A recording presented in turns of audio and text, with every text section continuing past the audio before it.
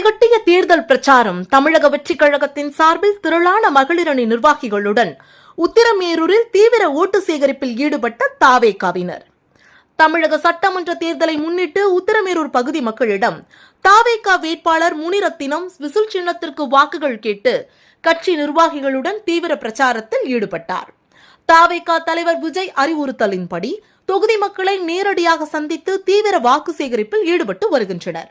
அதன் ஒரு பகுதியாக உத்திரமேரூர் பேருந்து நிலையத்தில் 500க்கும் மேற்பட்ட மகளிரணி நிர்வாகிகளுடன் தாரை தப்பட்டைகள் முழங்கிட திறந்தவெளி பிரச்சார வாகனத்தில் பஜார் வீதியில் தொடங்கி சாலையோர வியாபாரிகளிடத்தில் வருகின்ற சட்டமன்ற தேர்தலில் தாவேகா வேட்பாளர் முனிரத்தினத்திற்கு விசில் சின்னத்தில் ஓட்டளிக்க வலியுறுத்தி தீவிர வாக்கு சேகரிப்பு பணியில் ஈடுபட்டனர்.